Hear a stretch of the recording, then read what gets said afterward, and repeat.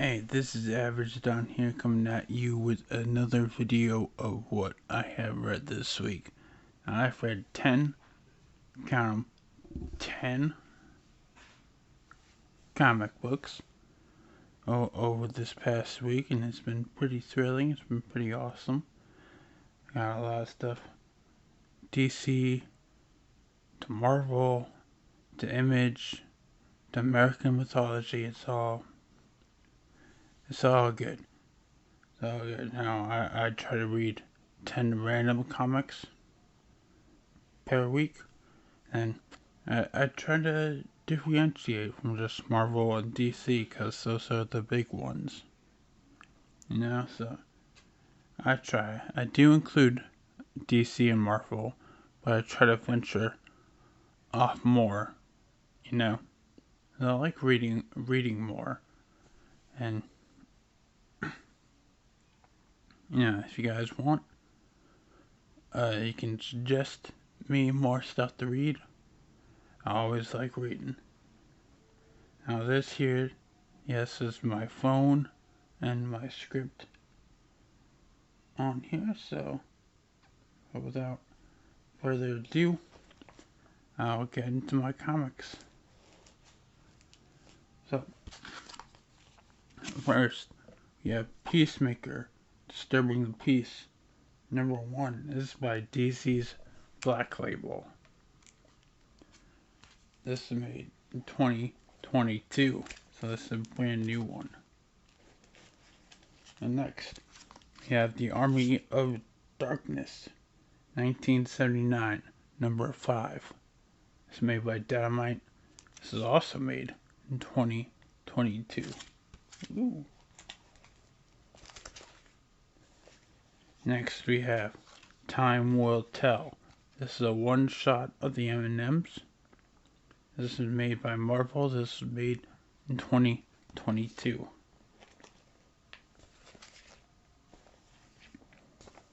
Now we have The World of Zoro, #1. This is a sample book. This is made on Free Comic Book Day. This is made in 2021 by American Mythology.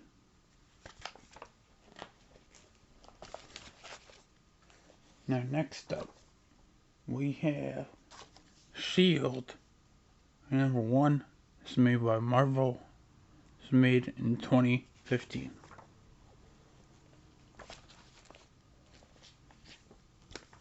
And we got Hawkman Special, #1. This is made by DC.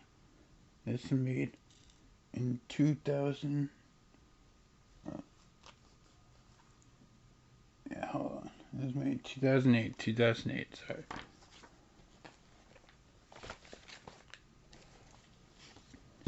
Next we got the Fantastic Four Roast, #1.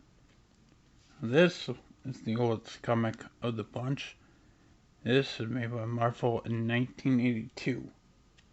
Oldest comic of the bunch. And next we have the Unsound, #1. This is made by Boom. This is made in 2017.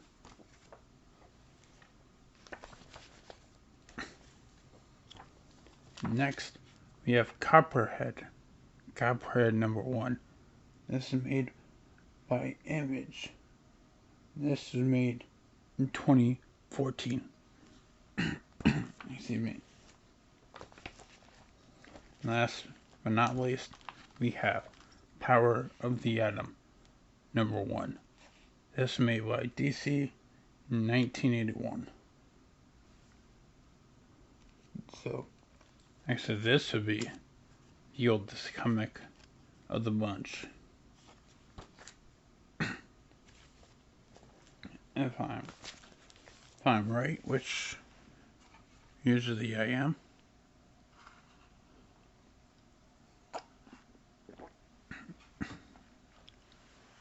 Alright. Now, obviously I'm going to talk about all these stories. So if you don't want to get spoiled, I'll pause the video right now. I would go check out my other videos, I would like those videos. I would subscribe to my channel for more content. And then read the stories. Then come back to avoid spoilers. Watch the rest of the video, like this video too. Because I'm going to get a little bit into it. And sorry, that was me about to drop my phone. So that's why it shook a little bit. Break the illusion you're on a TV tray. It's very, very old. So, but, alright. Without further ado, I'm going to get into it. I'm going to stop saying without further ado, too. Alright. So, first off, we got Peacemaker, Disturbing the Peace. And the writer is Garth Ennis. The artist is Gary Brown.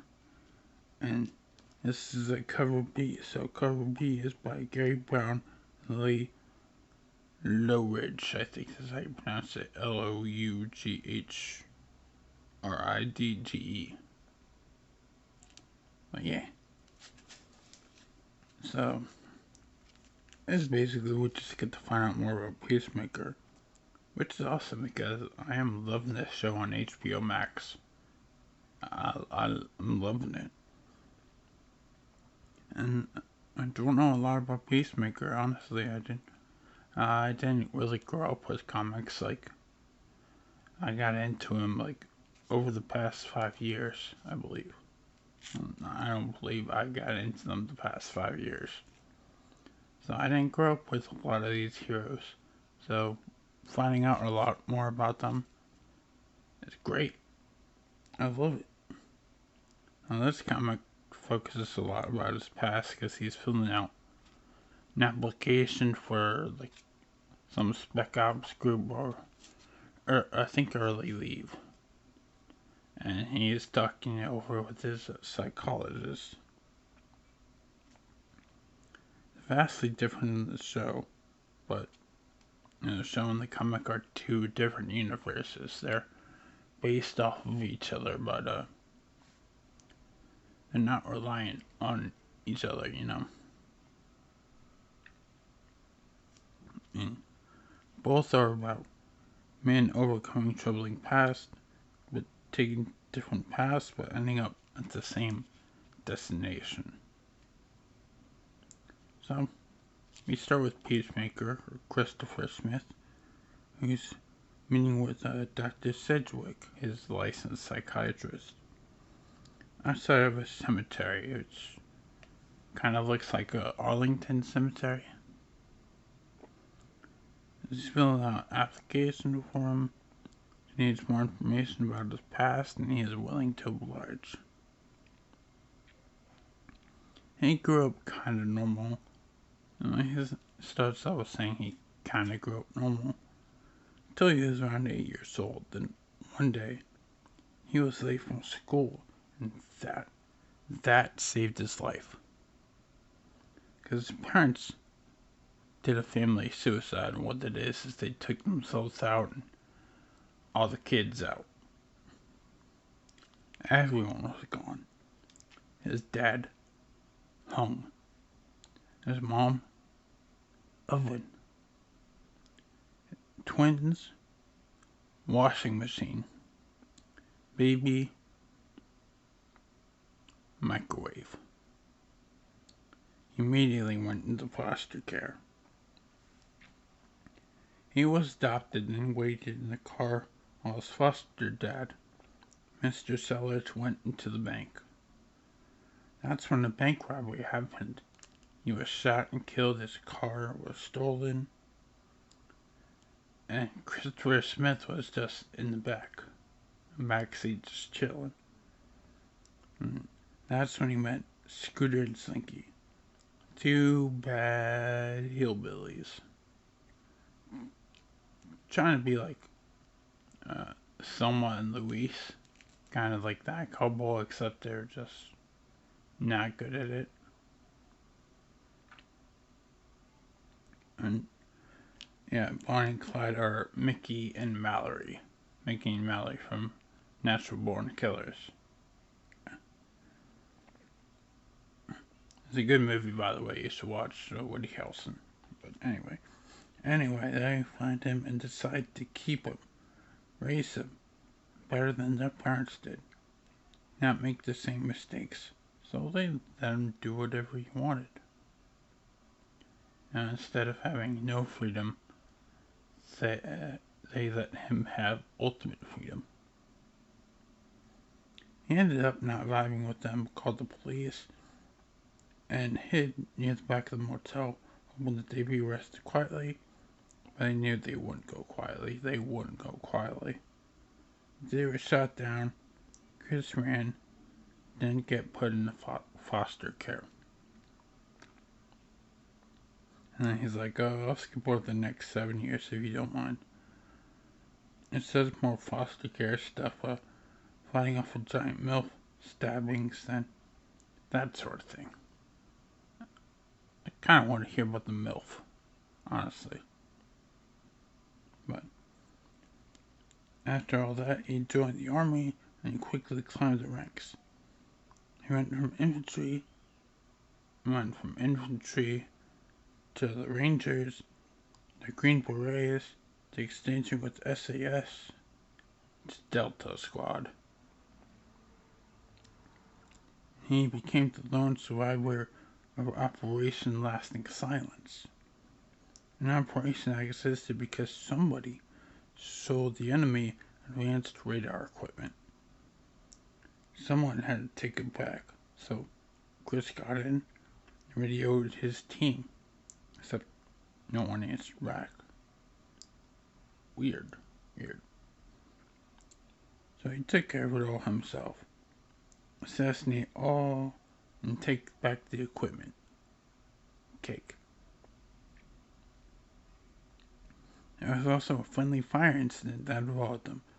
Corporal Spink, Specialist Cassos O'Malley, and Klein. Apparently everyone was killed with 50 caliber rounds from M2 Browning. Everyone. Except Chris. Another incident that happened during an exercise over the Mojave Desert, this time involving Ranger Lieutenant Martin Stone. His grenade somehow exploded. The rest exploded from sympathetic detonation. He survived, was heavily wounded. Currently, he is learning to walk, speak, eat unaided, clean himself up, and spell. Was Chris involved in all of this? Yes, but those he killed were bad. Stryker was a cartel enforcer, Stone was a pederast. Spink, Cassos, O'Malley, and Klein killed the entire family after a heroin deal went south. It's all horrible. Peacemaker kills bad people, or at least people he thinks who's bad. Yeah, people he thinks who are bad. He kills for peace. He killed a lot of people. Did he kill his parents though? No, he never claimed that. Never did. And that's Peacemaker, disturbing the peace. Alright.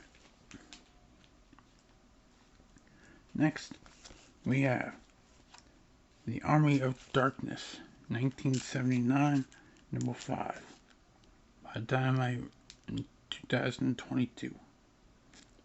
Writer Rodney Barnes, art by Idumina, and the cover, I got cover M by Francesco Mattina.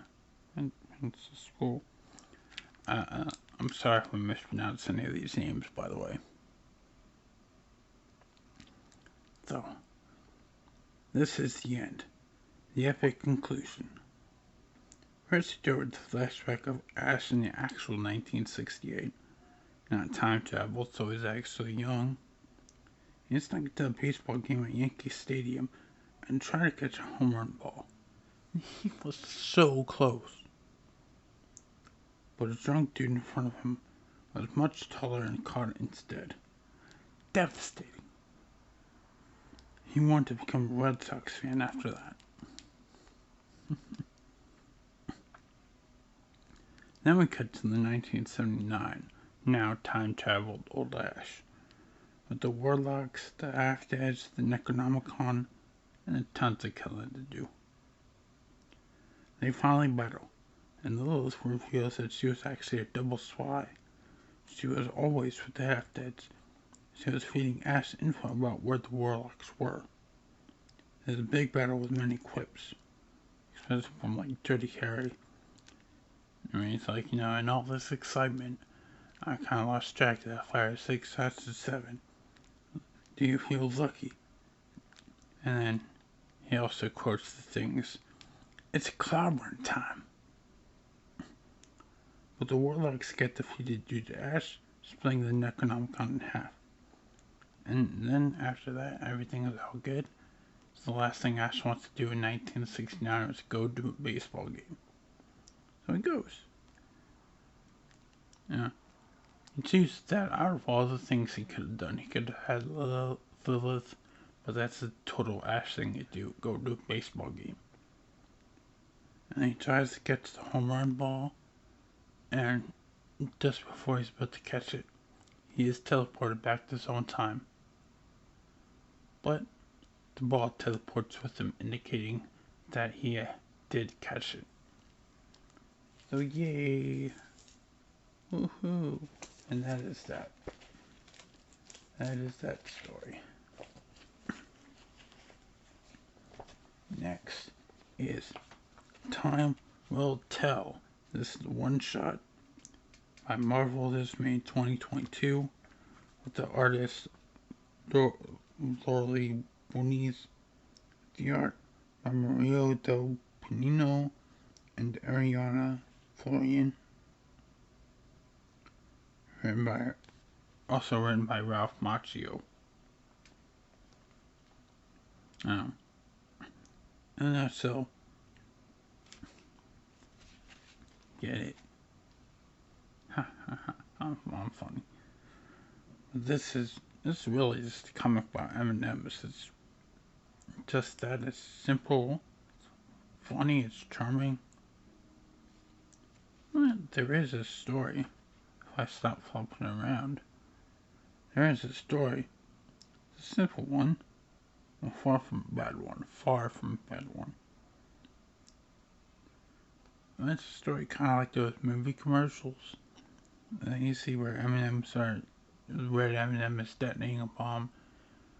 And he gets tired and fed up. And throws a wrench. And he just starts walking and the bomb still continues going down. But anyway. So the story is that all the M&Ms, the brown, red, yellow, green, orange, blue, all go to a museum for the day. Shenanigans ensue, and Red starts to insult Yellow's hat. He doesn't like this, so he kind of takes off. He breaks off from the group, goes on his own for a while. He stumbles upon an unknown room that is not on any map in the museum. Red goes in to join him. They are transported to ancient times. That room contained a time portal. The rest of the gang went to look for them and find the time portal. They go through and they find out the red and yellow are being tortured, being stood over lava, being melted basically. The gang distracts the soldiers and trips them with spears.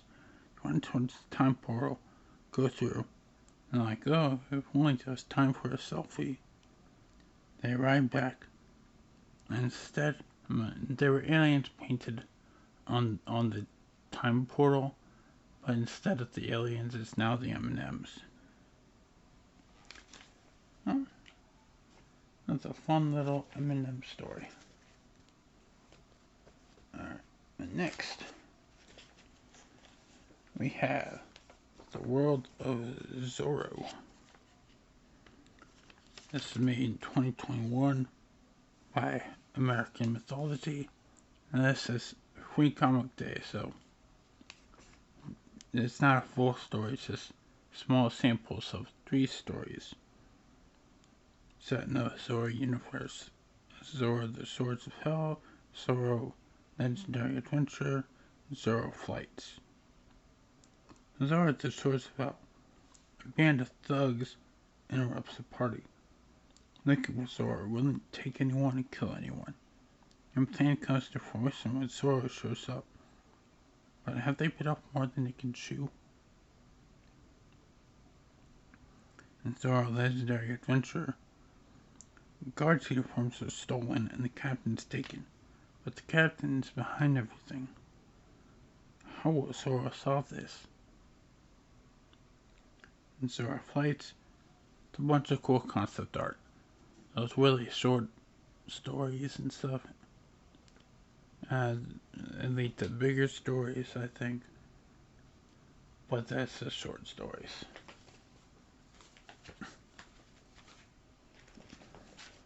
Alright. So next we have S.H.I.E.L.D. S.H.I.E.L.D. #1 by Marvel, made in 2015. So it starts off showing Phil Coulson growing up. From 9 years old, being obsessed with superheroes, to being a grown-up, obsessed with superheroes. The biggest difference is that he is now a S.H.I.E.L.D., which S.H.I.E.L.D. stands for Strategic Homeland Enforcement and Logistics Division. He is now a S.H.I.E.L.D. Special Ops Supreme Commander. And basically, he's one of the top dogs. Right now, he is defending Earth with a team comprised of Iron Man, Blue Marvel, Hyperion, the Hulk, Captain America, Nova, and Vision. Something alien came with a meteor that just crashed. Only, it wasn't a meteor.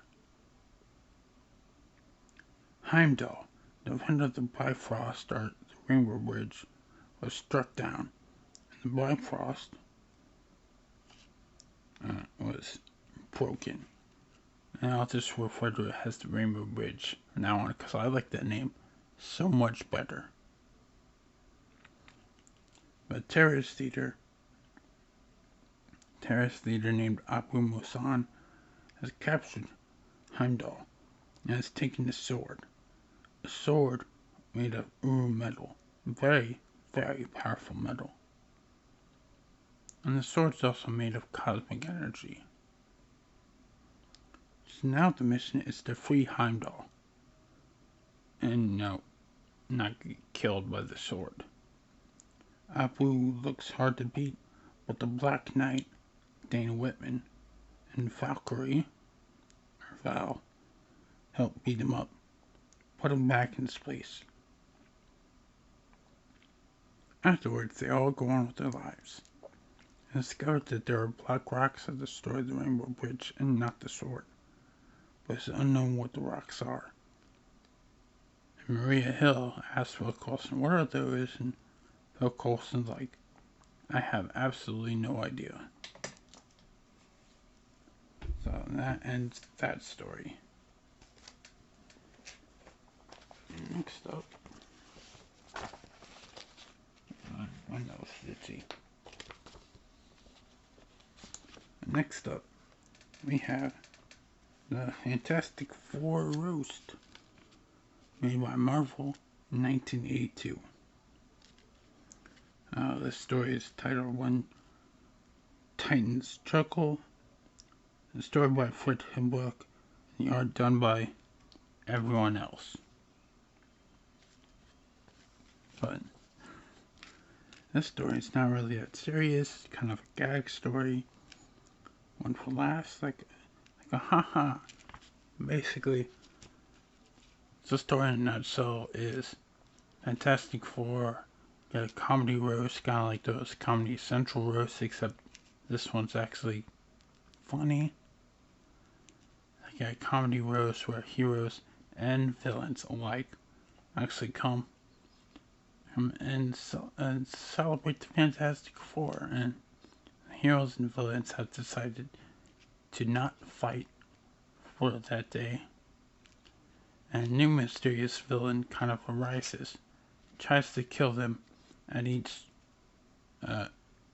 course of the meal, and ultimately fails. But it's not really the story that matters in this one. It's really the cameos. The cameos are make it what it are. In fact, it's got a cameo list so big that Avengers Endgame would blush at it. But but basically, who all do you see? I see the Fantastic Four, of course, which is Mr. Fantastic, Invisible, Human Torch, the Thing.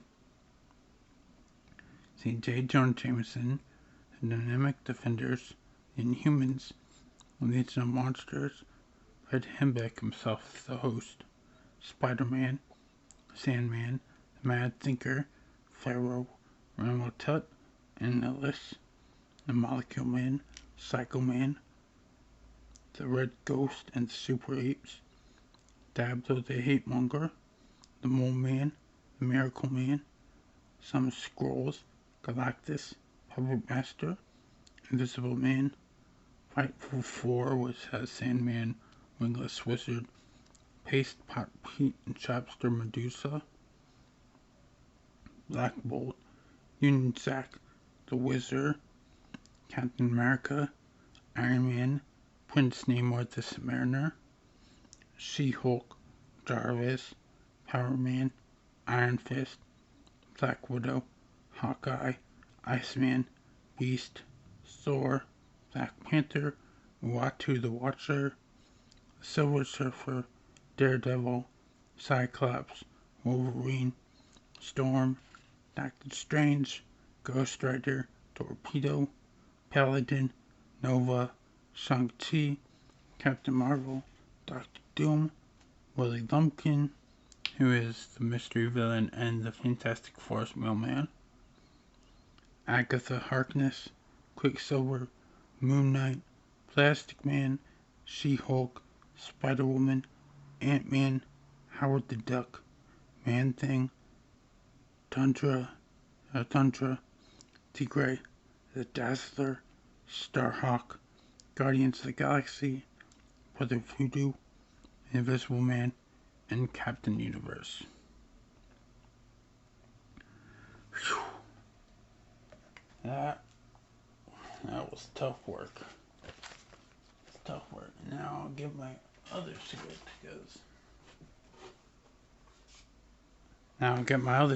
because I haven't written any of this other stuff down.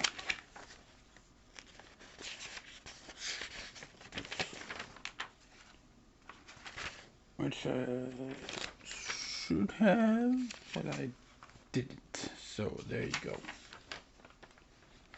Alright. But now we got the Hawkman Special #1. This was made by DC in 2008. So basically we have Hawkman here, left behind on a very important pedal, he's left behind on purpose. And it's stuck between the planet Thanagar, and planet Ran.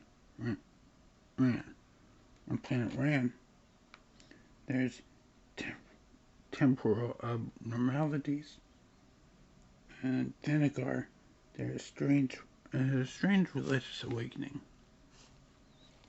So which one does he go to? Well, he tries to go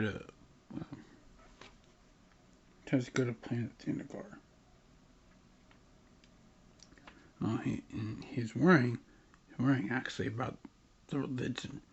He's wondering what the Eternal Light Corporation Church is. He's just wondering everything.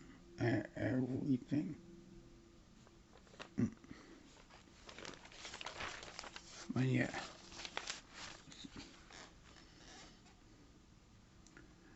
He's kind of wondering, and this one demon called Demiurge actually possesses him a little bit and tells him that he's part of the Aberrant Six, which no one knows who that is. So he spends his whole time thinking, what is happening, what is going on? And the Demiurge tells him, and none of this exists. You know, it's all a lie. Everything you're about is a lie. You know, it's a lie to use a facade. And you're being tricked. And everything from his origin story, which is like him and Shiara having cycles where this rich man kills him and Shiara every time they are reborn. They go through that cycle. They go through the cycle each and every time. They've gone through it a bunch of times.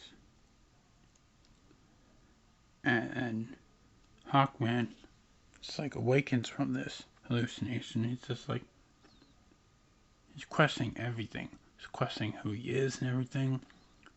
And apparently all this happened in his mind because he wakes up on a Thanagar with his three troops, just asking if he was okay, and if he's questioning if this all really just happened, if it was all real, and what's coming. What's coming. Oh, so that was that.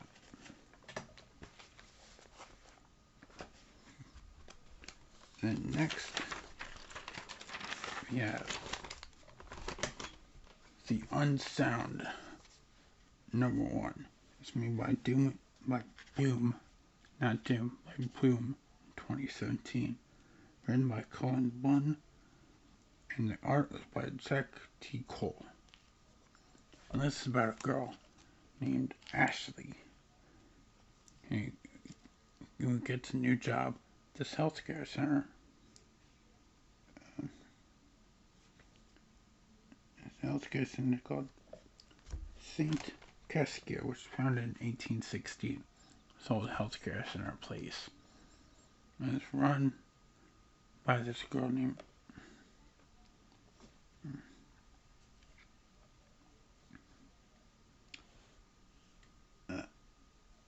It's run by this girl named Nurse Defers. And everyone in the group is everyone in the hospital, which is underfunded and understaffed, by the way. Like Ashley is a trainee who just started working day one, starting medicine. And Nurse Defers is just like, I have to be busy, I have to go. Yeah, and there's these mysterious people in suits, like, are they here to really scope out the place, just to inspect what we're doing and stuff? And so Nurse Jeffers goes and leaves her with a girl named Claire, who is an ex-heroin addict who, is trusted to be a tour guide. But everyone's just like, no, she's crazy, she'll convince you crazy too. And between all this, Ashley is having hallucinations of this guy called the Prince. And having hallucinations, she's hallucinating, she's cutting herself with the switchblade that she found. It's crazy. And it gets dark pretty quick, and I love this.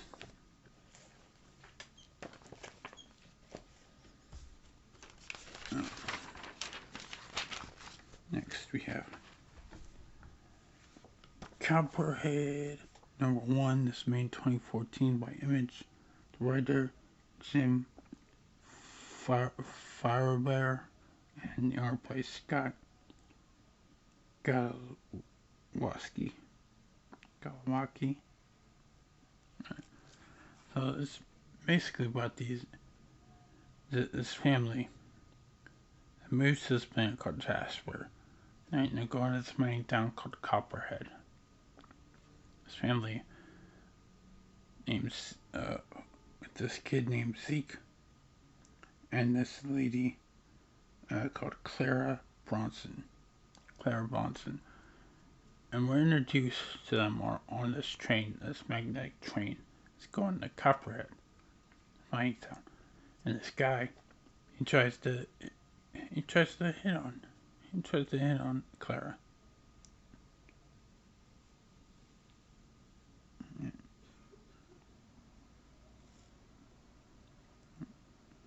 Yeah, he tries to hit on Clara. Anyway, he tries to hit on Clara, then some other guy comes up and is just like, sorry, is this man bothering you? And she just wants to be left alone, so she ends up just kicking both of them out. Well, it turns out she's the new sheriff of Copperhead. And she gets out, she scopes out the police force there. So only one other guy, his name is Bloodrock's Pinnikers, or Boo, basically for short. Because she's not going to say Bloodrock's whatever every time, so Boo is just much more appropriate. So she gets a little tour of the little police department they have, which is understaffed and underfunded, just like St. Caskia's. And the new gear that she gets has bullet holes in it from the last sheriff. So, and she just reminds you constantly that, you know, she's in charge here, she does this. And Boo has worked by himself for years and years now. So, she wants to make sure he knows that she's in charge. And immediately there's a little scuffle between the Seawells. There's a family altercation. Whatever, it's nothing too big. Nothing too big. So they check that out, they calm that down. Then she goes home for a bit. And she tells Child Seek just stay there while she gets a report of a murder that's gone on. So she goes and checks out the murder with Boo. Someone murdered the Seawells. While that's happening, Zeke spots this girl named Annie who's looking for the dog named Hugo. So he decides to join her instead of saying put at home like Clara told her. So he joins her to look for Hugo. They are met by a mysterious man in the Badlands with a shotgun. Now, was this the same man? Is it all connected? Who knows?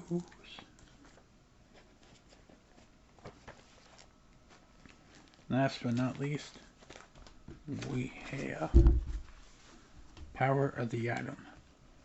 Number 1 by DC is made in 1988. The story is called Home is the Hero, written by Roger Stein, and art was by Dwayne Turner. So, the Atom, he's Wade Palmer. He transports through the telephone mysteriously and meets with his old friend Norman Brawler. And he talks about how he got there, how we got to Ivy Town and stuff. Well, some dudes, and he met up with this small, like literally small, like they're literally this big, small patch of characters called Cathartians. Now he's shrunk down. He met with Cathartians in the Amazon. And they're having a good time. They're pulling up their new city, right? And then these guys just start tearing down the rainforest. They eviscerate their city, eviscerate every Cathartian. So he just goes. And just goes. And he goes find civilization first, and turns out that's the same place that the destroyers were going to. So then he's like, you know what? Let's take care of the destroyers. And he does that. And then, it turns out he is being a little beaten, but his powers are just like Ant-Man. So he's just like Ant-Man right now. He's very small, but his punches and blows still are as harmful as they would be if he were an actual sized human being. So, and he does that, and he tries to do that, but they all outnumber him, so he's like, oh no, I gotta escape.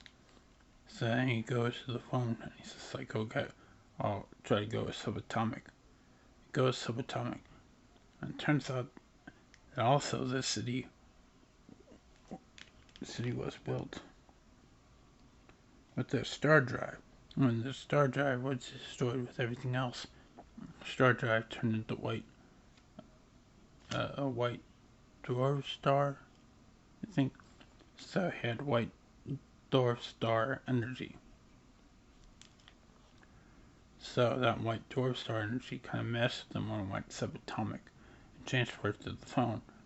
As now, when he appears at Norman Waller's, Ivy Town, it's just across the world, he is not only like 3 or 4 feet tall, he's also missing his suit, so he can't do anything. So how does he get his suit back? Who knows? But that's the 10 I read this week. And was there anything that you read recently that you like? Like I said, you got any recommendations for me on what to read? I'd love to hear them. Post them in the comments below. Or you can reach me on my socials, I'm on Instagram at TRIPL3XXXMayhem. On Twitter at Real AverageJohn. I'm on Facebook at Official AverageJohn. And don't worry if you can't understand me. Everything's down below in the description. So, I will see you all next week.